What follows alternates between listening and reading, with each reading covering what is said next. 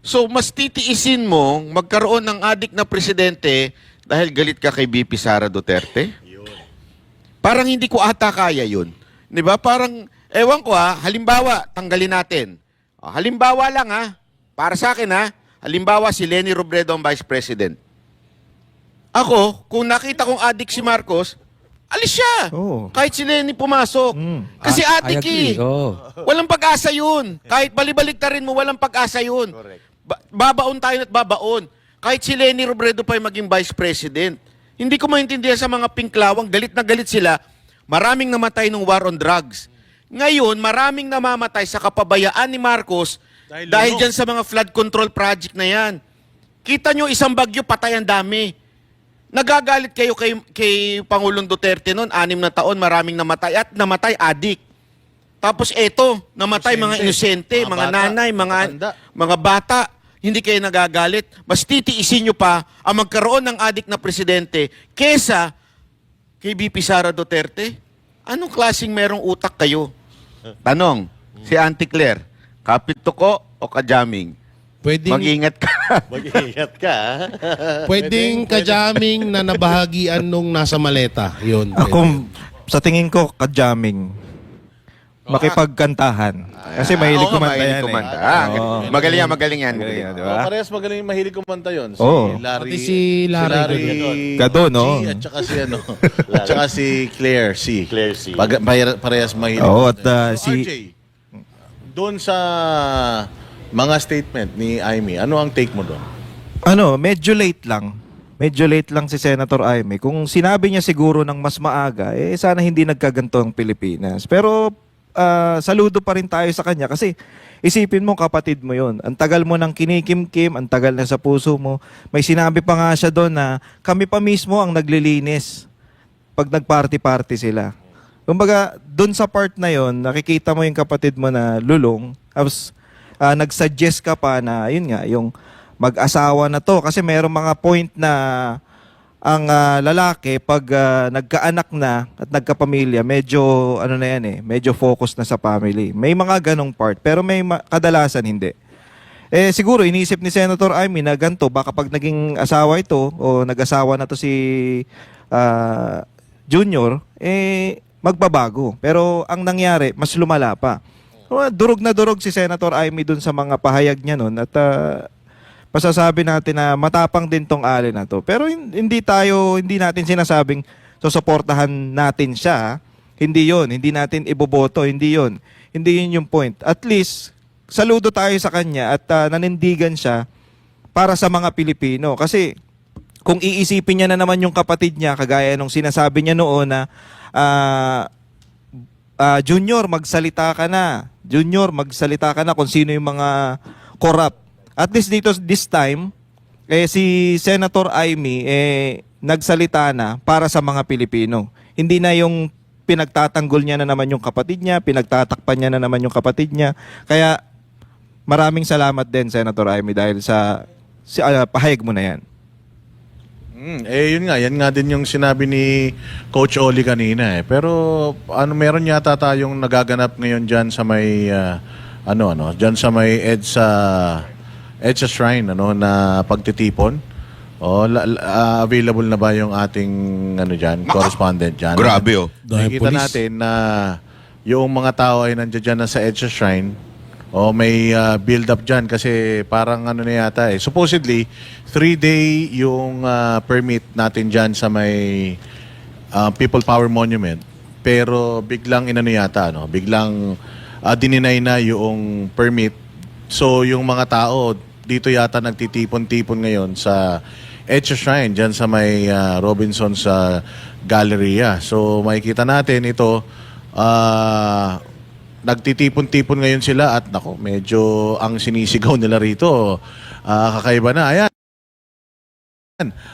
Ipinagpapatuloy ng United People's Initiative at iba't ibang sectoral groups ang kanilang kilos protesta kontra korupsyon malapit sa EDSA Shrine sa Quezon City. Jason Rubrico, magbabalita ng live. Jason, magandang gabi sa'yo. Hapon pa pala. Magandang hapon mga kapartners mula dito sa Quezon City. Nagtipon-tipon nga muli ang United People's Initiative kasama pa ang ibang sectoral groups para ipagpatuloy ang kanilang kilos protesta laban sa korupsyon. Sa ngayon mga partners, nandito yung mga grupo mula sa hanay ng kabataan, manggagawa, faith-based organizations, civic groups, Muslim community at mga ordinaryong mamamayan upang ipakita ang kanilang pagkadismaya sa umano'y lumalalang katiwalian sa pamahalaan. Bitbit ang mga placard at sigaw ng panawagan, iginiit ng mga nagpo-protesta ang kahalagahan ng transparency, accountability at tapat na pamumuno. Giit pa ng mga nakausap natin dito mga kapartners na hindi na umano nila kayang kimkimin ang sunod-sunod na kontrobersiyang kinasasangkutan ng ilang opisyal ng gobyerno. Nanindigan ang mga grupo na magpapatuloy ang kanilang pagkilos hanggat hindi nila naririnig at tinutugunan ng pamahalaan ang kanilang mga hinaing. Target din nila na hikayatin pa ang mas maraming Pilipino para tumindig laban sa katiwalaan.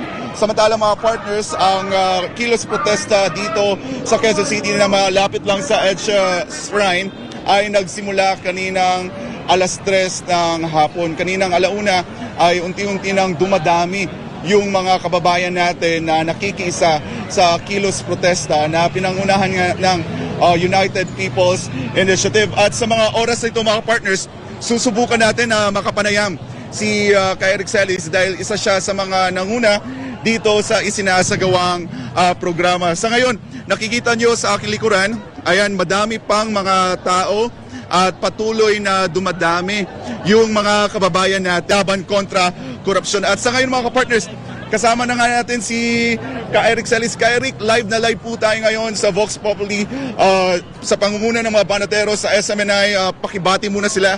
Hi, magandang gabi mga Vox Populi host, SMNI. Maraming salamat for having Eric sa inyong programa. Ikinagagalak ko po na maging bahagi ng inyong programa sa oras na ito. Eric, dito muna tayo. Gaano po kahalaga itong ginagawa po natin, itong pagpapatuloy na panawagan ng accountability at transparency, syempre sa panguna ng ating mga kababayan? Sapagkat kung hindi kumilos ang taong bayan, ang akala ng gobyerno at sindikato na gobyerno ni Marcos okay lang. Kailangan po magkaroon ng build-up, groundswell, and malakas na daluyong ng protesta upang mayanig ang gobyerno ni Marcos na hindi na siya magpapatuloy pa sa kanyang ginagawa bilang isang kriminal at sindikato ng gobyerno. Without the people's participation, ang mga kawatan ng politiko, ang mga kriminal na mga magnanakaw sa gobyerno sa pangunguna ni Marcos ay uulit at uulit lang. Kaya mahalaga po ang direktang pagkilos ng taong bayan. Eric, maraming mga kaganapan ang nangyari sa mga nakalipas na araw ito. Una muna dun sa revelasyon ni Senadora Amy Marcos patungkol nga sa kanyang kapatid na si Pangulong Ferdinand Marcos Jr. Your take on this, anong Senator Amy Marcos did last night was a confirmatory declaration, meaning taong bayan. It was a very clear and unqualified at the same time deliberate na pagpapahayag ng pagpapakita ng malubha na pagkalulong ni Marcos sa droga. And therefore, it is no longer an issue of mental health of Marcos. It is now an issue of constitutional authority. It was a direct personal knowledge. Eric, doon naman po tayo, sir. Kasi iba't ibang grupo ang nananawagan na mag-resign nga si Pangulong Marcos sa gitna ng mga issue na kinakaharap ngayon ng administrasyon. Pero giit ni Yusek Castro na hindi obliged si Pangulong Marcos na mag-resign. Your take on this? Klaro lang natin, hindi po raw opsyon because he is Si Claire Castro, magbago na siya ng kanyang trabaho. Mag-apply na sa bilang komedyante. Nobody is taking seriously Claire Castro. Mali po siya. The option to resign is within the Constitution. Abogada siya, nakakahiya. Ang sobrang pagkasipsip niya ay nagiging dahilan upang siya ay magiging bobo sa taong bayan. Yan po ang problema. Kung ikaw ay kapitoko sa poder, nakapituko sa pera. Claire Castro, ma'am, you better change career. Be a comedian. People are no longer taking you seriously. Nakakatawa ka na po. Sir, doon naman po sa sinabi ni DILG Secretary John Vic Remulla na iimbestigahan niya ang lahat ng mga nagsalita ng Marcos resign at maging umaruray destabilisasyon na ibabagsak umano ang gobyerno during the two-day rally doon sa EDSA People Power Monument. Ano po ang masasabi po ninyo dito? Ay di ikulong niya kaming lahat kasi libo-libo ang nananawagan ng Marcos resign. Pero a friendly and unsolicited advice to DILG Secretary John Vic Remulla, Sir, sa sobrang pagkasipsip nyo, nakalimutan mo na ang kriminal dito ay hindi po ang taong bayan. Ang kriminal ay ang boss mo, si Marcos Jr., si Martin Romualdez na barkada ninyo. Yun ang imbestigahan mo, hindi ang taong bayan na nagpapasahod sa inyo at yun ang dapat inyong pinoprotektahan. Mag-isip-isip ka muna, Mr. Remulla. Ikukulong mo kaming lahat, then do it. And the Filipino people ay hahatulan ka kasama ng kapatid mo at ni Marcos. Sir, bilang Pangulo na lang po, anong mensahe natin sa ating mga kababayan sa gitna po ng nangyayaring issue po ng korupsyon dito sa ating bansa? This is the worst ever government. And this is a criminal government presided not only by a plunderer and a corrupt, but a rather drug abuser and illegal drugs kingmaker na ang kanyang pag-ari-arian ay para sa corrupt at mga mandarambong. This is the worst government after the martial law and the dictatorial regime of this father. Mas at least iyon nag-iisip. Ito, walang matino na pag-iisip. Kriminal na, wala pang matino na pag-iisip. This is a security or national nightmare na dapat tapusin ng sabayan ng Pilipino. Mabuhay ang sabayan ng Pilipino. Maraming salamat po Ka Eric. At yan po mga kapartners, at yan ang pahayag ni Ka Eric na isa sa mga nangunguna dito sa rally, sa kilos protesta malapit nga dito sa EDSA Shrine. At inaasahan nga natin mga kapartners na mamayang alas 6 ng gabi ay mahihinto na itong kilos protesta dahil pinagbigyan lang sila ng mga otoridad, ng mga kapulisan at dapat kinakailangan pa rin daw na magkaroon ng permit to rally sa naturang bahagi na ito ng Quezon City. At yan muna ang latest updates mga partners para sa Diyos at sa Pilipinas kumahal. Balik muna sa inyo. Jason? Ayan, hindi ka muna namin bibitawan. Hihingi pa kami sa iyo ng Yes, update. Master Judea. Oh, si Boss Dada ito. Kasi, sure. di ba, supposedly, dyan yan sa may People Power Monument. Bakit napunta ito dyan sa EDSA Shrine, kapartner? Supposed to be sa EDSA People Power Monument talaga igaganap yung ikatlong araw ng kilos protesta ng United People's Initiative. Pero kaninang alas 10 ng umaga ay natanggap nga ng mga organizers, particularly ng UPI, yung desisyon ng Quezon City government na dininay yung permit nila to rally dahil meron daw nilabag na batas yung mga organizers at maging ng mga speakers, ng mga resource persons na nagsasalita noong mga nakaraang araw. At yun nga, hindi sila pinagbigyan doon sa EDSA People Power Monument, kaya nakapagdesisyon ang grupo at yung iba pang mga sectoral groups na pumunta na dito sa EDSA Shrine para ipatuloy yung panawagan nila na accountability, transparency at pananagutan laban sa mga corrupt na mga government official. Boss Dada. Coach Oli, si Coach Oli to, Jason. Tanong ko lang, marami bang nananawagan dyan o sumisigaw ng Marcos Yes, sir. resign? At hanggang anong oras kaya tuloy-tuloy yan? Yeah. Yes, Coach Oli, karamihan sa ating mga kababayan dito ay ipinanawagan niya itong Marcos resign. Mas lumakas pa yung panawagan nila kasunod nung naging revelasyon ng kanyang kapatid na si Senadora Amy Marcos during a rally doon sa Luneta Park. At sa ngayon, mga kapartners, pinagbigyan lang yung grupo, yung UPI, na hanggang alas 6 lang ngayon ng gabi dahil yun nga, hinihingian lang sila ng permit. After beyond 6 p.m. ay hindi na pwedeng magstay yung grupo dito para ipagpatuloy ang kanilang programa, Coach Oli. So hanggang alas 6 lang. Papaano kung marami pang gustong magpunta dyan? Maraming gustong makiisa. So anong gagawin ng kapulisan? I-disperse ba yan? Pepwersahin bang ikukulong ba yung mga tao na mag-i-stay dyan? Kasi pampublikong lugar yan. Although, kailangan talaga ng permit. Pero papaano kung sumobra yun? Tama ka dyan, Boss Dada. Kaya nga nandito tayo ngayon ay inaabangan natin, tinitinang natin ano yung magiging sitwasyon dito sa EDSA Shrine. At inaasahan nga natin, tama ka, hindi natin maiiwasan yung pagdami ng mga tao dito sa naturang lugar para ipanawagan nga itong transparency at accountability at yung pananagutan sa ating mga government officials na involved dito sa corruption scandal ng gobyerno. Boss Dada. Partner Jason, Master Judea, ang katanungan ko sa iyo ay ano ba ang daloy na programa dyan ngayon? At meron ba tayong inaasahan ng mga personalidad na pupunta, artista, o paano ba ang magiging takbo ng programa ngayong gabi?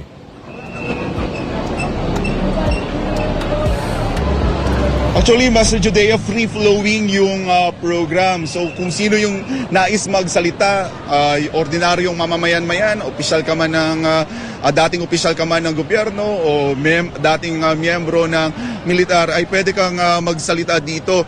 At kanina napansin natin yung ilan sa mga personalidad na nakita nga natin. Nandito nga si Kai Rexelis, nandito rin si Attorney Jean Paras, nagsalita rin kanina.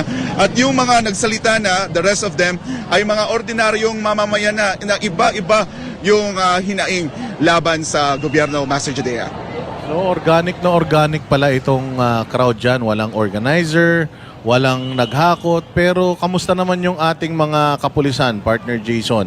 Ano pa ba sila? Masyado ba silang stricto? Tense ba sila? Stiff ba? Kamusta naman?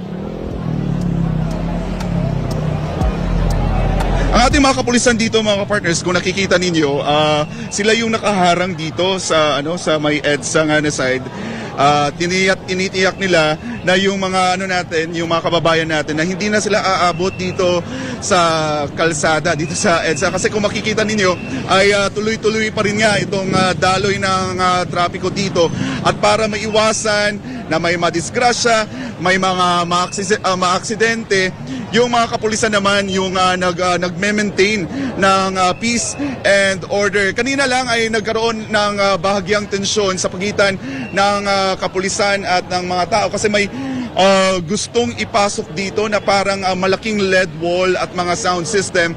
Pero yun nga, ipinagbabawal ng mga pulis dahil nasa kalsada na talaga yung at wala naman kasing permit. Kaya ngayon ay pinagbigyan yung grupo na until 6 p.m. lang. So titingnan natin mga kapartners, sa ngayon ay tuloy-tuloy yung pagdami ng mga tao at hindi pa naman umuuwi yung mga kababayan natin na 3 p.m. pa lang ay nandito na. Maraming salamat sa iyo, Partner Jason. Mag-ingat kayo dyan sa EDSA Shrine. Yun nga, mga bossing, nakita naman natin, talagang mukhang pati yung mga permits, pinahihirapan na tayo. Di ba? Quezon City, sino ba mayor dyan? Alam ko, Del Monte ba? Del Monte. Si Mayor Joy. Mayor Joy. Pero syempre kailangan mo din kasing i-consider partner, yung dyan kasi sa EDSA Shrine, sa People Power Monument, mga subdivisions yung mga nandiyan dyan. So, ewan natin, baka may mga politiko na nakatira dyan sa subdivision. Tatandaan nyo yung nangyari dyan sa Makati noong nakaraan, hindi ba? Na hinarangan yung isang sikat na subdivision dahil merong mga bahay o halos karamihan ng mga mambabatas natin dyan nakatira. Baka siguro yung mga dyan, yung mga taga-village dyan, sinasabi na nila na baka hindi na nila feeling na safe sila, Kaya siguro. Actually, kagabi, nung nakatayo kami, may lumapit sa amin na taga doon sa subdivision mismo. Boss, tanong lang, bukas ba may rally pa dito? Sabi ko, hindi ko alam pero ang sabi, 3 araw daw ito. Siguro naaabala na rin sila, kaya yun. Medyo mamaya, re-reactionan din natin yung na-cut short na supposedly 3-day rally ng Iglesia ni Cristo. Pero mabalik tayo, mga partner, doon sa usapin ng adik sa pamilya. Yun. Kasi nakita natin Yung sinabi nga ni Banat Bay, tsaka sinabi ni Coach Oli na si Amy Marcos ay hindi na siya nagsasalita bilang isang politiko. Nagsasalita na siya bilang isang nagmamahal na kapatid. Siguro, kahit sino sa atin dito sa Pilipinas, meron tayong kilalang lulong sa droga. Hindi lang droga, pati ibang bisyo, alak, sugal. Meron tayong kamag-anak, kung hindi man kapatid, meron tayong kaibigan. Sigurado meron tayong kilala na lulong sa droga. Pero nako kasi na feel ko si Amy dito bagamat hindi nitong mga nakaraang araw o mga nakaraang panahon hindi tayo masyadong kumbinsido sa sincerity niya. Pero yung sincerity niya kahapon nakita natin eh. Kasi ang hindi naiintindihan ng mga tao is gaano kahirap yung merong isang adik sa isang matinong pamilya.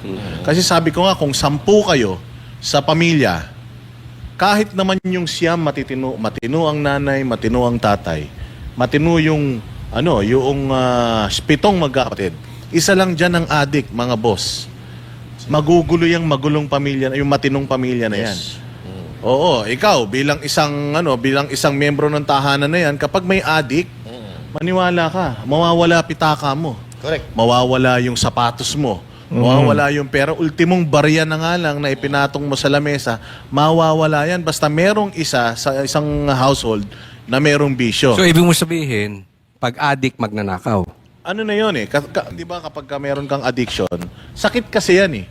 Di ba? Pag may addiction ka, pag may addiction ka, gagawin mo lahat para mabili mo yung addiction na yon. It doesn't matter kung sa anong paraan mo kukunin yung pera. Kaya nauubos alam yung ko mga yan. gamit no? Yun nga lang adik sa kanin eh. Grabe. Yung adik sa kanin, may kaibigan tayong ganyan, adik sa kanin. Nag-away-away din Oo. yan. Pero at least may mang inasal na solusyon. Macboy. Macboy. Makboy. Oh. Masarap yung Macboy. Ay, oo, masarap yun ha. Meron tayong kasama, adik sa kanin eh. Pagka pinatong mo yung cellphone, baka mawala maya-maya. Ay, delikado siya. Sino yun? Totoo kasi sabi nga dito, drug addiction is considered a mental health disorder. Ayan, it is classified as substance abuse disorder or SUD. Ayan, so sabi niya, it changes how the brain works. Ang repeated use ng droga nasisira niya yung judgment mo, yung impulse control, motivation, memory, and behavior. These brain changes may make quitting extremely difficult without support. Kaya maganda yung sinabi ni Amy na parang sabi niya, hindi niya na ma-recognize yung kapatid niya pag nakikita sa TV.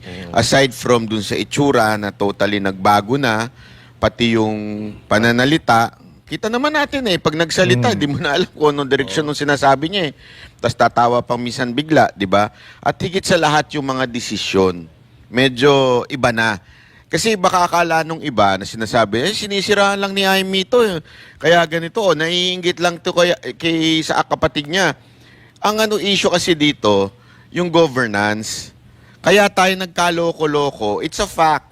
Diba? Tayo hanap ng mastermind. Kasi ito yung isang bagay na kahit anong kulay mo, fact ho ito, na we have the most corrupt country right now. Most corrupt budget right now. Hindi mo maaalis yan. Mapapinklawang ka, pulahan ka. Alam mo, merong ganyan na nangyayari sa Pilipinas. Ngayon, nagkakaiba lang siguro kung sino yung mastermind. Pero ito, tinuturo na mismo ni Amy. Dahil dito, nakakapagnakaw na lahat ng mga opisyal dahil napapabayaan na nung presidente. Kaya nga ang tanong natin sa mga kababayan natin ngayon na alam nyo na, confirm na po ito ha, hindi po ito nanggaling sa kaibigan, kaaway sa politika, nanggaling ito sa kapamilya. Insider. Insider. At saka, ang pinaka nagugulat ako doon sa sample niya na may naiwan, tapos siya ang naglilinis. Ibig sabihin, first hand. Sabi ko nga, asan si Auntie Claire nun? Nung naglilinis si Amy. Hindi, sinasabi naman ni tama. Di ba, asan si Auntie Claire nun? Bakit siya nakikialam dito sa, mas may alam niya pa. Ito nga mismo si Amy naglilinis nung mga droga. na natira siguro dahil ganun eh. Pag na ano ka na, pag nagda-drugs ka na, naiiwan mo na. Pati nga daw yung mga security, nagsisialisan na dahil di na rin nila matanggap yung Oo. nangyari. Kaya nga, sabi ko, ano to? Tayo bang mga Pilipino, okay lang sa atin ito? Ganun na ho ba tayo? Kayo ho ba na mga kababayan na nanonood sa atin, pag kayo may kapatid na adik, masaya kayo? Yun lang ang tanong. Masaya po ba kayo kung may kapatid kayong adik? Masaya po ba yung bahay ninyo? Alam niyo yan eh. Kasi marami sa atin may somehow may ganun eh. O, kung hindi kayo masaya na may kapatid kayong adik, magulang na adik, o di kaya anak na adik, eh paano pa kaya itong bansa natin? Pero normal yan, Coach Oli, no? Nasa umpisa, iano mo eh, yung parang in denial ka, ayaw mo mapahiya yung pamilya mo, ayaw, may mga kakilala ka ba na gano'n, na may mga kamag-anak na sila, pero pinagtatanggol pa nila. Di ba? Meron ka Actually, yung ginawa, she applied love. Kasi yung patience niya eh, inantay niya, magbabago yung kapatid ko, maalis siya. Pero yung addiction kasi, sabi nga ni Boss Dada kanina, yan ay sakit. And ako, I believe that is, you are spiritually sick. You are under the influence of evil. Kaya ito, hindi ito basta lang gamot eh. Malalim ang problema. And then, kaya naiintindihan natin yung kay Amy, hindi pa nga siya basta-basta. Tapos kine-question siya, kaya nga binabanatan natin si Amy dahil hindi nagsasalita eh. Tiniis pa nga ni Amy yun. Siguro, trusting, knowing na magbabago. Eh yung sinasabi, baka naiinggit si Amy. I don't think so. Kasi, kung may inggit kay Amy, hindi niya itutulak yung kapatid niya. Kakausapin niya si BP Sara para maging kapartner ng kapatid niya. Siya ang tumulong. Ito, si Amy ang tumulong kay Bongbong na maging presidente. Pero gusto ko lang banggitin to na nakita ko yung sincerity ni Amy dahil yung ginawa ni PRRD na pinakulong ay pinalibing yung kanilang tatay sa libingan ng bayani, binabanggit niya eh. Yun yung hindi natin nakita kay Bongbong Marcos. Isipin mo, dumalaw na siya sa puntod. Hindi niya inalala, ikaw nagpa-kidnap, di umano, doon sa tatay niya, doon sa Hague. Ito si Amy, nakikita mo talagang concerned siya na pati kay PRRD, tinatanaw niya. Kaya sa tingin ko, malayo mararating din ito. Again, hindi natin sa sinusuportahan. Patas lang po tayo. Diba? Alam naman yan. Kahit sa vlog ko, binabanatan natin si Amy. Ba't patas tayo? Sana po, let's move forward. Dahil hindi po pwede na meron tayong presidenteng adik. Ngayon, kung sa tingin ninyo, talagang mali si Amy, then let's do the hair follicle test. Let's prove it. Yan. Diba? Sa tamang paraan. kasi yun ang yun ang bukang bibig nila ngayon. Anong klase kang kapatid? Yes. Bakit sinisira mo yung kapatid mo? Yun ang nila. Master Jude, anong may dadagdag sabi ni mo? kanina, sabi ni Marcos, parang hindi parang kapatid yung ginawa ni Senator Amy Marcos. Sumagot naman dito si Senator Amy Marcos. Sige, magpapa-DNA test ako, pero magpapa-hair follicle test kayo. Yun ang na dapat, kung talagang totoo kayo sa mga sinasabi nyo, dito natin mapapatunayan. Actually, matagal na natin sinasabi ito eh. Pag nagpa-hair follicle test sila, then negative ang lumabas, sampal ito sa mga tao na nagsasabi na bangag si Pangulong Bongbong Marcos. So, ibig sabihin, sila makikinabang dito, partner, pag naging negative ang resulta. So, pag hindi nangyari yung hair follicle test, mas lalong yung haka-haka ng taong bayan is lalong lalalim. Lalong mag-iisip ang taong bayan na, totoo nga itong sinasabi ni Senator Amy Marcos kasi hindi kumasa doon sa kanyang hamon, which is hamon na yan ng mamamayang Pilipino since the time na sila ay naupo, di ba? Matagal nang gusto ng mga Pilipino, hindi man lahat, pero karamihan, na magpa-hair follicle test si Pangulong Bongbong Marcos. At ngayon, hindi lang si Pangulong Bongbong Marcos na ang hinahamon. Buong pamilya na. Nadamay na yung mga anak, pati asawa. Partner. Mabigat na mabigat yun. Ikaw naman, Jay, ano naman ang masasabi mo doon sa yung pinagdadaanan ni Amy? Kasi ang tagal niyang tiniis eh. Mantakin mo, parang sinasabi niya, hindi ko pa siya responsibilidad noon. Kaya kasi buhay pa ang mga magulang ko pero alam ko na yun na talaga ang ano niyan. Yun na talaga ang problema niyan. Pero ngayon, nagpunta tayo sa ibang bansa, ako ang tumayong mga magulang para sa ating magkakapatid. At ngayon parang tinitake niya na as responsibility yung paglalabas ng katotohanan. Sa tingin mo, bakit ngayon lang? Ang ano lang din kasi diyan kay Senator Amy. Katulad niyan yung sinasabi na siya nga ay naninira. Sa totoo lang sobrang bigat sa pakiramdam noon na alam mo yun na noon pa man dala-dala na ni Senator Amy yung bigat ng nararamdaman niya na lalo pa may mga kilalang personalidad din na nakakasama si Marcos pagdating sa pag-addict. So yung mga tao na yun, maaaring nasasabi rin nila sa iba yung kanilang mga ginagawa. So noon pa man, talagang sinisira na ni Marcos Jr. yung pangalan nila at talagang yung kahihiyan naman sinasalo ng buong pamilya, lalo na to si Senator Amy. Doon naman ako sa sa mga malinaw na sa atin ngayon. 'Di ba, palagi tayo nagtatanong noong panahon ni Pangulong Duterte, ang daming nahuling mga drug lord, mga pusher, hanggang sa mga user din. At hindi basta-basta yung mga nahuhuli nun.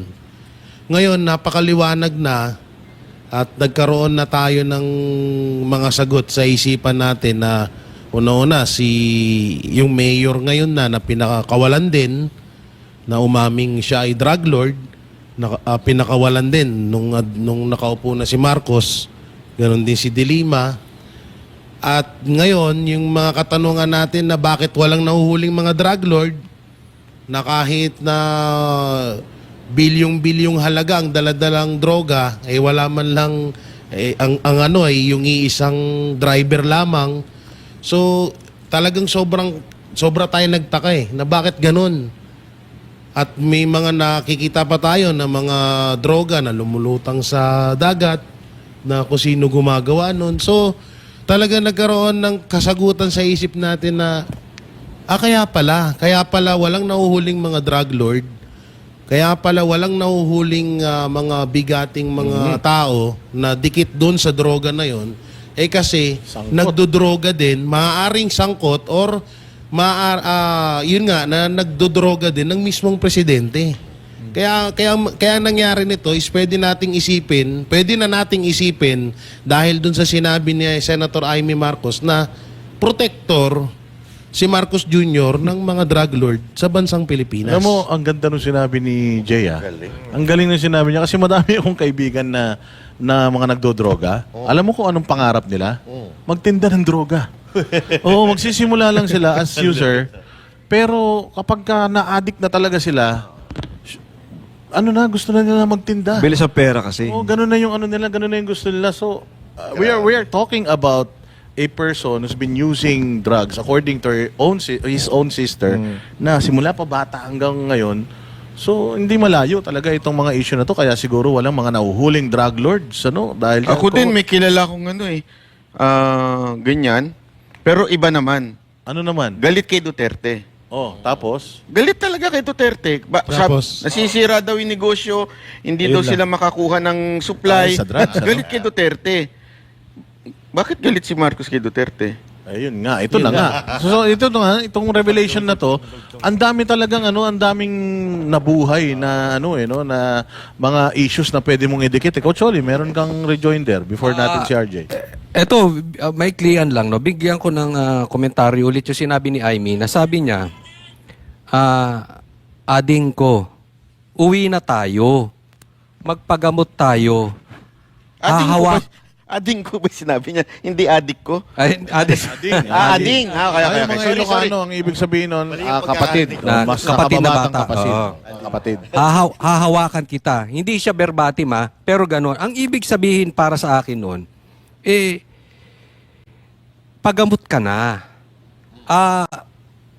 Akong bahala sa'yo, hindi kita papabayaan. So, alis ka na dyan, uwi na tayo, at kung ano man ang mangyaring sa politically, o criminally, andito ako, hindi kita papabayaan. Hawak kita. Kasi magkasama tayo sa hirap dati eh. Yung mga kasama mo, wala yan. Ngayon lang yan. So, ang dating sa akin nito, ang binitawan nga ni Amy kahapon is more on drugs lang eh. Naalala ko yung interview namin kahapon kay Senator Coseteng. Na tinanong ko, yung mga senator ba, posible bang alam nila yung nakawan? Alam daw. So, ang binitawan ni Amy kahapon is family lang. But, tingin ko, alam din ni Amy yung nakawan. Possibly involved. Possibly involved yung kapatid niya. So, ito na, inaalalayan na kita. Habang ito lang ang issue, uwi na tayo. Kasi, lalalim pa ito pag hindi ka nagtigas-tigas ka pa ng ulo. Darating tayo doon sa punto, may problema talaga sa ghost projects. Ayun lang. RJ. Naalala ko yung kay Tantoco. Hindi niya ba naisip yun? Parang may kasagutan na rin eh. Kaya nga eh. 'Di ba? Kasi yung family, lahat daw eh, 'di ba? Lahat sila gumagamit. So, ibig sabihin, ito si First Lady nung yung si Tantoco, 'di ba? Yung namatay, pwedeng nandun din talaga siya sa kwarto nung, 'di ba? So, parang ito na yung mga sagot sa mga katanungan na walang kitang-kita talaga natin kasi ang style ng addict basis dun sa mga nakakasama natin, kakilala natin, yung mga yan, walang pakialam yan, basta makascore sila. Totoo yan. So parang itong nangyayari na to na walang utang na loob talaga. Kasi biruin mo naman, ito lang simpleng-simple. Si Manong Chabit, kinausap niya yung mga mayor, di ba, na suportahan si Bongbong.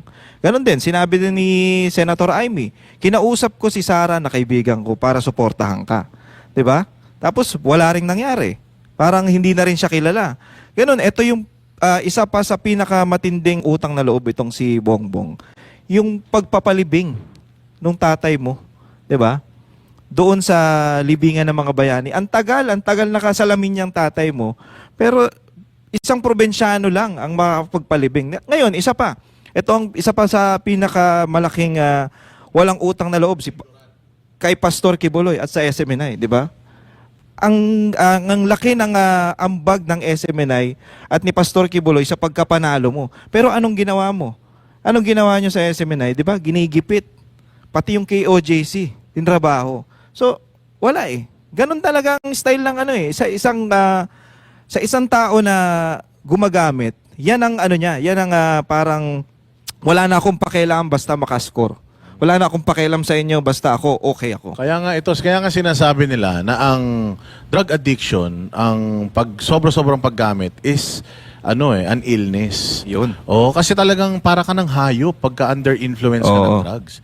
Kung makikita ninyo, nangre-rape na yan ng lola, tama. ng kapatid, ng nanay, binububugan nanay kapag hindi nakakahingi ng Blackout na Ganyang kalaki ang problema kapag pagka-addict ka. Nagpapalitan pa ng asawa yan. Ayan, meron ganyan. May nadinig akong ganyan. May nadinig, Oo.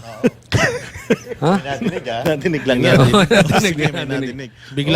Biglang may umikot sa isip ko. Bigla ako nandiri. Hindi kasi, tinan mo, yun talaga, it's really an illness na kailangan gamutin.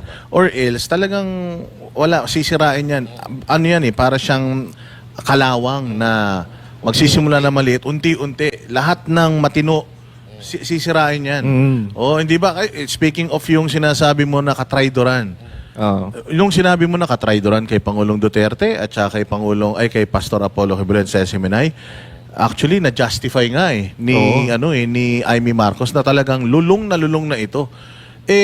Talagang itatraidorin niya yung mga tao na yan na sinasabi mo, yung ate nga tinraidor Mantakin mo siya ang gumawa ng paraan para maging katandem si Inday Sara. Hindi naman sila magkakilala ni Inday pero ginawa niya ng paraan para manalo. Pero kita mo, tinrider nila si Amy. At yan, banat ba yung isang nakikita nilang problema? Sabi daw nila, may kasalanan si Amy. Kasi alam naman pala niya na adik yung kapatid niya. Bakit niya pa pinatakbo na presidente? Anong opinion mo dyan? Siguro ako alam naman natin na itong si Amy, dito lumabas yung pagiging niya Gusto niya sigurong umayos yung buhay ni Marcos. Siguro iniisip niya, pag naging presidente ito, magkakaroon ng purpose ito sa buhay at maaring ituwid yung kanyang ginagawa. Yun naman ang sinabi niya. So yun siguro ang iniisip niya. Kaya lang, mali kasi sa totoo lang, mali yung mga solution niya pagdating sa kapatid niya si Marcos na akala niya tutuwid kung sakasakali magkaroon ng purpose. Ang alam naman po natin ng kung totoo man na sinasabi ni Amy na adik, yan ho ay maraming malalim. Ayan po ay merong health issue, merong spiritual issue. So hindi mo yan pwedeng basta-basta lang na magagamot through a purpose. Hindi ganun yun. So kaya mahirap po yung ganong klaseng pananaw ni Amy. Pero gayon pa man, naandyan na yan 'di ba? Naandyan na yan siya na ang presidente. Sana man lang nabigyan siya ng tsansa, inayos niya. Hindi niya inayos, lalo tayo nagkagulo. Isipin mo, ang ganda nung ewan ko na saan ko nabasa ito Sabi nung kay Marcos daw, senior, umabot ng 21 years. Parang Chabet yata. Si Manong Chabet, oo. Tapos eto, 3 taon lang nagkaloko-loko ng Pilipinas. Di ba? Bakit? Simple lang. Anong pinagkaiba ni Marcos Senior kay Junior? According to Amy, adik yung isa. Kaya 3 taon lang nadali na. Ganun katindi talaga pag may sakit kang droga, no? Ganyang kalala, Coach Oli. Pero ito, sa tingin ko, yung statement, yung speech kahapon ni Amy, gigibain yan. Ng Pinklawan, ito yung mga Pinklawan, ito na style. Siguro, pati si Lacson, ito na si Pinky, ito na rin nasasabihin. Grabe, no? Hindi, eto, sorry pasok ko lang. Grabe yung, ako pinagtatanggol ng mga Pinklawan si Marcos. Oo. Weird. Sabi ko, anak kayo ng, di ba parang, paano nangyari yun? Ganong kalakas si PRRD. Isipin mo, nakakulong si PRRD, pero itong Dilawan, pinakakain niya ng tae. Sorry sorry sa mga Gusto ko kumakain, malasang tabi. Nakakulong na yun Pinakakain pa ng to. Pero ito sigurado sasabihin na palusot na naman to ng Pink tsaka si Pinky. Pinky. Hindi totoo yung sinasabi ni Amy kasi hindi under oath. So kailangan Amy sumumpa ka Notaryo. Magpa-notaryo ka. Oo, kasi walang kwenta yung pinagsasabi mo, Amy. Master Judea. Actually, tumpak na naman yung sabi ni BP Sara. No? Kasi sabi ni Senator Amy Marcos, maghapon, nagiinuman. Siyempre, kinaumagahan niya, namoy ala ka pa, may hangover ka pa. Na pinagtawanan ni Claire Castro, si BP Sara Duterte, na ang sipag-sipag, nagtatrabaho ang Pangulo natin, pagbibintang mo na umiinom. So sinabi ngayon ni Senator Amy Marcos, napatunayan na totoo talaga. At marami nang napatunayan ng mga sinabi si BP Sara Duterte. At ito kung ilalagay ko yung sarili ko sa katayuan ni Senator Amy Marcos, talagang madudurog ang puso ko. Una pa lang, ako ang gumawa ng paraan para magkakilala kayo ni BP Sara Duterte. Pero nung panahon na ng kampanyahan mga partner, walang access pala si Senator Amy doon sa kanilang isa pa headquarter. yan, Tinanggalan ng access. So ngayon, Ganun kalokohan Oo. mga yan. kung ikaw ay matinong tao, gagawin mo ba yon sa kapatid mo na siyang gumawa ng paraan para makatandi mo si BP Sara Duterte? Kung ikaw matino, hindi magpapasalamat ka So hindi matinong tao yung ganyan. Baka adik. Malamang. Kasi walang matinong tao ang gagawa no na mismong kapatid mo, tatraidorin mo, ipagpapalit mo sa mga bulong-bulong na ginagawa ng mga tao na dumating na lang sa buhay ninyo. Partner, kung yung mga nakapalibot sa kanya, mga kajaming. Ayun ang Sinong problema. pipiliin niya? Yung mga kajaming o yung ating pinagbabago siya? Iyo. Jamming. So, ibig sabihin ito, partner, Jamming ng kantahan, kantahan. Kanta. Oh. Yung mga sinasabi sa atin ng mga magulang natin na etong ginagawa namin, hindi namin sa gusto kayong saktan para maayos ang buhay ninyo. Parang ito ang perfect example.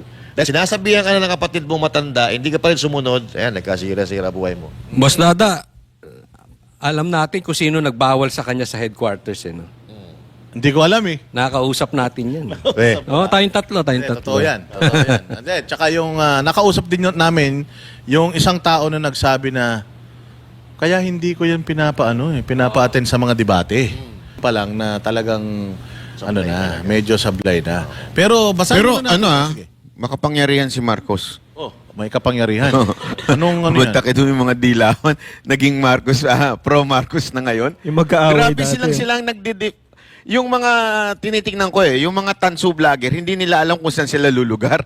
Pero yung mga pinklawa, nangunguna na sila, Jesus Palsis, at kung sino-sino pa, sila na ang nagdi-defend kay Marcos. Dating never again. Oo, nakakagulat. Sabi ko, anong klaseng merong bansa tayo? Diyan ako proud sa Banateros. Kasi simula pa lang, hindi tayo Position natin, doon talaga eh. hindi tayo nagpaka-bading. Sige, Banat. Hindi, yun lang ang aking hindi ko maintindihan. Paano nangyari na kayong mga pink, dinidefend nyo etong si Marcos? Ito na yung kapatid, nagsasabi na ng totoo. Siya yung naka-witness. Hindi po siya nag-iimbento, hindi galing sa third party o hindi galing sa labas. Siya mismo nakita niya, oy, etong kapatid ko, adik. Tapos kayo, sinisiraan nyo na ngayon si Amy. Tsaka Banat ba, hindi ito yung spekulasyon lang ha. Siya mismo ang naglilinis ng mga napag-iiwanan nila mga parapernalya. Oo, first So hand. talagang first-hand experience ito. Tsaka, Boss Bay. Paano nangyari yan? Oo, doon sa sinabi mo na mga pinklawan na nagtatanggol kay Marcos, ang sabi, may narinig akong isa, ang sabi, hindi naman sa ayaw namin na patalsikin si Marcos o bumaba, mag-resign si Marcos. Pinaparusahan lang namin kayo dahil ibinoto nyo yan. Kayo ang naglagay niyan dyan. Parang ganun, di ba? Kami Yung alam, parang no? hindi pinag-iisipan yung sinasabi. Paano yung hindi bumoto dyan? Pinarurusahan mo rin. Okay, Jay, pasok. Pero sige, Basahin mo. ano muna natin to? Basahin muna natin tong comment ni Maricar Villa Flores ng Quezon City. Dahil sa revelasyon ni Amy, this will be the end. Ito na to, the end na to. Sabi niya, the end ng episode ng Marcos era. Wala nang Marcos Romualdez na tatayo. Wala nang tiwala ang taong bayan. Ayaw ng mga tao ng adik na presidente. Sige Jay, anong masasabi mo dyan? Totoo ba yan? Tingin mo? Oo, no. Ako naniniwala din ako dyan. Sa tingin mo talaga. Wala Oo, na? Sa tingin ko. Oo, kasi magdanakaw yung tatay, magdanakaw yung nanay. Oo. Binoto Tapos, pa yung anak. Dumoble pa, Oo. addict pa. Di umano. Di umano, Oo. sabi ni Amy. At dyan din natin na kung si Amy Marcos nga nabudol ni Marcos Jr., paano pa si VP Sara? Kung si Amy Marcos nga napaniwala niya na hindi na nagbago na ako. Matino ako. Kasi nakikita natin Kung yung mga ngayon close, na rin naman yan na parang sa mga Duterte na naman mapupunta ang issue. So ngayon, naman sinisisi talaga. nila si Duterte VP yan. Sara. Duterte may kasalanan Oo, yan. si VP Sara sinisisi nila ngayon. Kaya nga itong ang kasagutan diyan kung si Amy Marcos na atin niya, napaniwala niya nga, nabudol niya, what if pa si VP Sara? What if pa tayo? But what if pa tayo? So yan yung isa sa mga diyan, tsaka yung doon sa comment na never na, ito na yung tapos ng era. Oo. Never na talaga sa sobrang hirap ng Pilipinas ngayon, sa daming namatay sa baha, sa daming mga ari-arian na mga nasira, yung nagtiis sa ibang bansa para lang maipundar yung bahay na yon sa isang gabi nawala. So talagang talagang tatatak na sa utak ng mga Pilipino na ang Marcos at Romualdez, Araneta pa yan, kaya isama na natin yan, never nang makakapatong ulit yan sa pagiging leader ng bansang Pilipinas. Alam mo, dahil dyan, parang gusto ko na naman kumanta. Kaya pigilan mo ako. Parang gusto ko na naman kumanta ng N na. Sample nga, Banat. Kasi Wag na. kung kinanta mo Si dun Jay sa na lang. Bahala na si Jay. Pagdating sa kantahan. Alam nyo, Dalawang linya na lang, sintonado pa eh. ano pa? Sakit pa sa tenga. Ito, RJ, from Misty B. Whoever defends BBM are not real Filipinos. Tinolerate ninyo si BBM. Why? Dahil sa pera? Nako po. Don't forget, BBM grew up abroad. He even said in an interview that education is not good in the Philippines. Tapos pupunta dito sa Pilipinas para maging president, yet not making a difference. Talamak na mga droga, being an addict is a choice, pero mga bata, mga biktima nila na wala choice. So, totoo yan, ha? Di ba? Kadabi ko Oo. nga kanina, lahat, nagiging biktima pagka mayroong isang addict sa pamilya. Oo, yan yung tinatawag na black sheep. Diba? Kasi kahit anong tino ng pamilya mo, basta merong isang loko-loko dyan, wala, damay-damay kayo eh. Kasi problema nyo yan eh. Problema nyo yan sa paano nyo aayusin, problema nyo yan dahil nagawa ng gulo. At totoo yan yung sinasabi nung nag-comment sa atin na ba't tinotolerate nyo si BBM? Diba? Kung pinagtatanggol nyo yan, parang inaano nyo, tinotolerate nyo. Bakit? Kasi gumawa na nga ng mga kung ano-ano. Ito pa, yung sabi ni Senator Amy. Nagdodroga nga. Lulong. Diba? Kasama pati anak. Pati yung pamilya kasama. So, kung yan Silang masira, pati pamilya. Diba? Anong klaseng tao kayo? Buti sana kung kayo-kayo lang. Kung kayo-kayo lang yung madadamay sa ginagawa ni BBM, hindi eh. Lahat, kahit yung mga matitinong Pilipino, kahit yung meron tayong presidente na hindi mo alam kung talagang, ano pa ba? Presidente pa ba to o tumatayo na lang? Di ba? Ang hirap eh.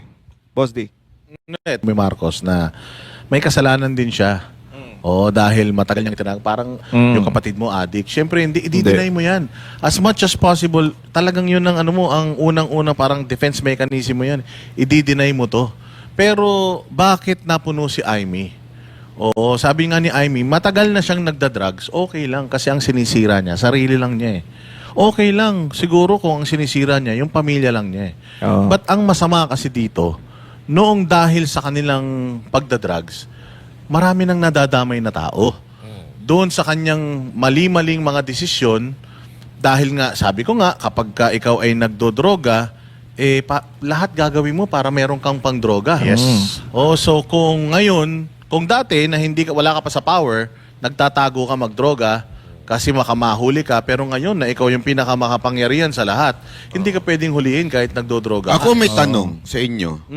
Ito, tanong ko talaga ito, seryoso ito. Sa tingin nyo ba, ang mga Pilipino, bulag na talaga? Kasi, eto na yun eh. Eto na yung the worst ever na nangyari sa bansang Pilipinas. Worst corruption. Worst corruption. Lahat as in worst na. Yeah. 'Di ba? Tingnan mo, nag-aalisan na mismo yung mga negosyante dito, yung mga foreign investor, nag-aalisan na. The worst na ho ito. At ang pinakamatindi pa, worst yung presidente mo, adik. At ang nagsabi niyan, hindi yung kalaban, kung hindi kapatid. Pero, ewan ko ha, kaya nga ito'y tanong ko, seryosong tanong. Sa tingin nyo, bulag na talaga mga Pilipino? Nagbubulag? Sa tingin ko, nandoon pa rin tayo sa yung pride. Talagang ang mga Pilipino masyadong pride. Yung sobrang pride naman kasi, masama talaga yan eh. Kasi, meron tayong mga kanya-kanyang kulay talaga eh. Ayaw magsakripisyo ng karamihan sa mga Pilipino. Ayaw nilang magbow. Yes. Ayaw nilang tanggapin na ang mga Duterte, malaking may tutulong sa bayan natin. O ayaw nilang tanggapin yun. Yun yung nakikita ko talagang ang tawag dito yung motivation netong mga Pilipino na nagtatanggol pa rin kay Bongbong. Kasi miski ako, yan din ang tanong ko, papaano mong naaatim na ang isang leader mo may bisyo? Katulad nga nung binabanggit ko kanina, may buhay na nadadamay. May mga nalunod na sa baha dahil sa incompetence, dahil sa mga ghost projects, dahil dun sa maanumalyang budget na pinirmahan niya. May mga namamatay na. Okay lang kung ang madadamay, kayo-kayo eh.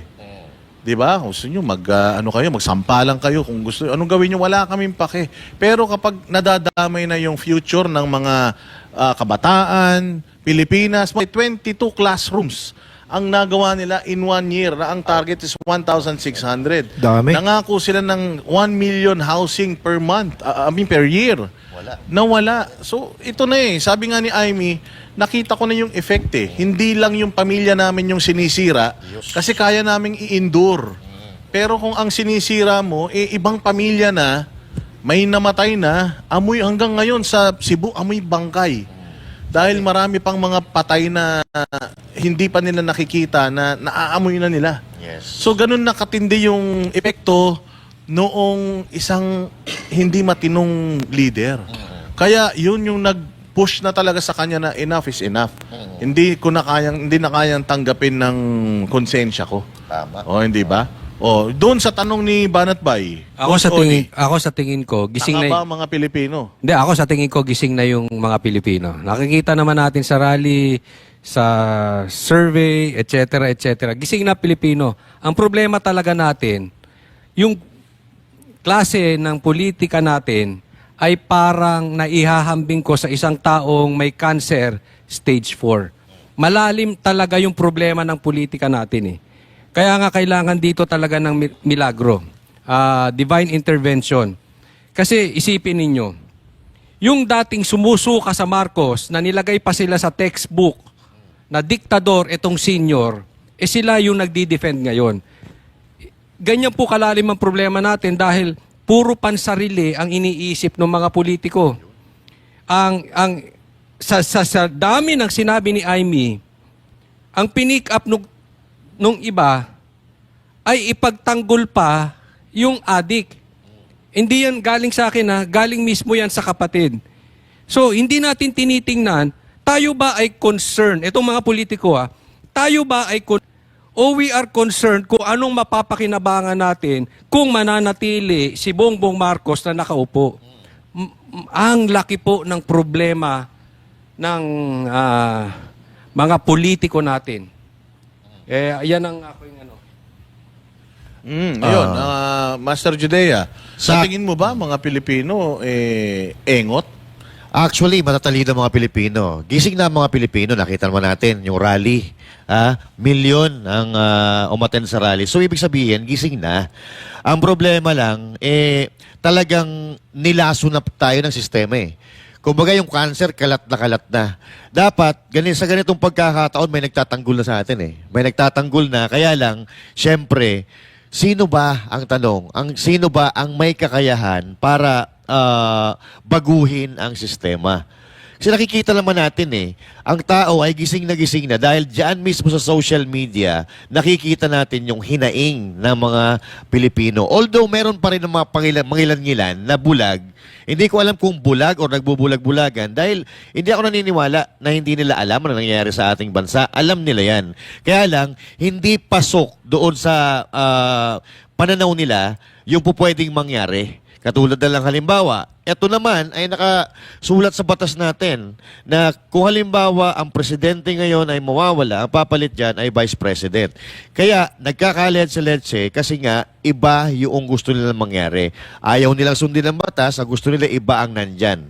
So, aside from that, yung batas hindi na nasusunod and mismong administrasyon, etong administrasyon ni Pangulong Bongbong Marcos Jr. ay hindi rin sumusunod sa batas sa maraming pagkakataon. Ang ano dito, hindi nila sinasagot yung issue. Ito yung sabi ni Claire Castro tingnan ninyo. Matanggal sa pwesto, ano pa ba? Para iangat ang kanyang katim-itim, yun lang naman yun Alam mo, nung pagbabasahin mo yun, o papakinggan mo yung ganong klaseng komento, hindi niya sinagot o sinabing kung totoo o hindi totoo yung sinabi ni Amy Marcos. Kasi si Amy yan Hindi naman niya sasabihin niya kung para siraan lang yung kapatid niya. So, confirm yan. Confirm talaga na adik. According to Amy, kinonfirm niya, adik ang kapatid ko. Hanggang ngayon, kinonfirm niya yan. Sa tingin ko, kayo din adik Sa totoo lang yung mga nagsasabi na mas titiisin pa nila yan kaysa sa kay BP Sara Duterte, malamang bangag din kayo. Kajaming Di ba nila. yan nga yung sinasabi natin dati na kahit si Lenny pa yan, kahit nga si Larry Gadon pa yan, Pwede wag naman yun. Hindi nga. Pwede. Kahit nga si Larry Gadon pa yan, kung magiging siyang mas magaling kay Pangulong Duterte, kung dadalhin mo ang bansang Pilipinas sa magandang estado, mawawala ang korupsyon, mawawala ang droga, aayos ang Pilipinas. Yes. Kahit sino pa yan. 'Di ba? Kahit sino ba pinaka ayaw natin na Kahit si ano pa yan, si Calyon. Ping Lacson pa yan. Kahit si Tito Soto pa yan, si Anjo Iliana pa yan. Kahit nga si Jay Guevara pa yan eh. Kung siya ang makakapagdala ng magandang Pilipinas, makakapag-ayos sa Pilipinas, eh, okay lang. Hindi to dahil dahil sa Duterte supporter tayo. Dahil nakita natin ang pamumuno ng mga Duterte sa Davao, ang Pangulong Duterte sa Pilipinas nung panahon niya, yun ang benchmark natin eh. Yes. Na kung magkakaroon ng isa pang pinuno na magiging ganon o mas magaling doon, kahit langgam yan, iboboto ko yan eh. Hindi dahil Duterte, ah. Hindi dahil Duterte. Pilipinas na to eh. Ito, Boss Dada, madalas ko itong sabihin sa vlog ko. Sabi ko, walang DDS dito, walang pink-pink dito. Sa akin, kasi ang dalawang talagang labang ko dito, yung ayaw ko talaga ng droga. So, drugs at saka komunista. Magharap kayo ng politiko sa akin kahit dilaw yan. Basta seryoso kalabanin ang droga at komunista. Yan. Duduluhan ko kayo. Ayan. Didiinan ko kayo hanggang dulo. Iharap nyo sa akin. Ano nyo lang sa... Kasi baka mamaya, ayaw ko sa droga, pero addict pala. Ay, huwag ganon. Parehas Yung kayo ng totoo. Coach Oli, ng prinsipyo ni Pastor Apollo Kibuloy. Ayun. Kasi tinaya niya lahat eh. Na kahit na nakakulong siya ngayon, kahit na binaboy ang simbahan, itinaya niya lahat kay Pangulong Duterte eh. Di ba? Sabihin, na- halimbawa si Lenny, resulta. ayaw ko sa mga NPA. Sisibaking ko lahat yan. Suportahan ko talaga si Lenny. Wala problema. Alam mo ang problema ng Pilipinas, bukod sa politiko, may problem tayo sa idolatry. Oo, tama Ang yan. laki ng problema natin dyan. Oo. Pero napansin, pinag-uusapan natin kagabi, no, Coach Oli, na napakaswerte ni Marcos Jr. nga sana eh. Kung sinunod lang niya, or yung pinangako niya, tinupad niya, siya ang pinakamagaling na presidente ng Pilipinas eh. Kasi kakampi niya lahat eh. kakampi niya lahat, and at the same time, may foundation na siya eh. Ipagpapatuloy na lang niya yung ginawa ni Pangulong Duterte at magtatayo siya ng iba. So masikat siya. Eh kaso, ang problema, katulad lang sinasabi ni Senator Amy, paano niya gagawin yan kung ganyan ang state of mind niya? Tayo ganito hanggang ngayon eh. Sa totoo lang. Dahil it is rooted dun sa ating kasaysayan. Again hindi ho ako bumabanat doon sa naniniwala, sa Katolisismo. Hindi po yun na binabanatan natin. Yung mga kaparian. Panahon pa lang ni Rizal, kurap na ho ang mga pari sa Pilipinas. Panahon pa lang ni Rizal, kaya di ba galit na galit yung sa mga issue ng pagbayad. Kayo alam niyo yan eh. Yung bayad sa binyag, bayad sa kurap na kagad eh. Kumpisal, simula pa lang, kurap na. Kung ang magtuturo sa'yo ng morality ay kurap, paano ka pa magiging matinong tao? Sila nga ang nasa isip kagad ng tao, pari nga yan, kurap eh. Paano pa kaya yung mga tao? Ganun hindi pa yan ngayon lang ha. Panahon pa yan nung Espanyol, yung mga praile. Kaya nga galit na galit si Rizal. At si Rizal tinawag na kulto yan. Dahil binunyag niya kasinungalingan ng mga praile nun. Ganun po katindi ang kasaysayan ng Pilipinas na hanggang ngayon, di ba naibanggit nga ni Pangulong Duterte yung mga Pajero, naalala niyo yun? Yung kay Gloria doon, na nahimik dahil biglang binigyan ng Pajero. Ganun kakurap. Kaya nga hindi ako naniniwala dito sa mga pahayag ng simbahan na itong CBCP. Dahil, maniwala ho kayo sa akin. Ulitin ko hindi ho ibig sabihin kurap yung relihiyon, yung mga taong naniniwala. Hindi. Dahil sa lahat ng relihiyon na ay meron kahit papaanong mga bad elements dyan. Pero hindi lahat yun ay masama naman. Yung na-interview ba ni Bato na umaming addict, pare? Oo. Di ba? Nag-relapse lang daw siya. Kaya pala. Nag-relapse. So, Tsaka ngayon, halos ginagamit na ng mga makakaliwa ang mga pare. Kadalasan nga, kasama pa nila.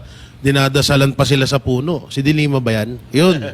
Diba? So talagang kahit ngayon, yung mga Nadasalan sa pare... puno? Oo, hindi ko alam, matando sila sa puno. Baka gusto niya ibalik sa lupa si Dilima. Ganon. Nung September 21, 'di ba, nandiyan ako sa nandiyan tayo sa EDSA. Yung mga kasama ng pari doon, mga makakaliwang mapapanghi. Hindi isa na sa nakakatakot ngayon na kung sino pa yung naghahatid ng utos ng ng utos ng Diyos, sila pa yung naghahatid din ng utos na para makasama doon sa mga tao na nakikinig sa kanila. Kaya nga tama yung sinabi ni Bay, kung kurap ang nagtuturo, ano pa ba saan mo sa mga tinuruan?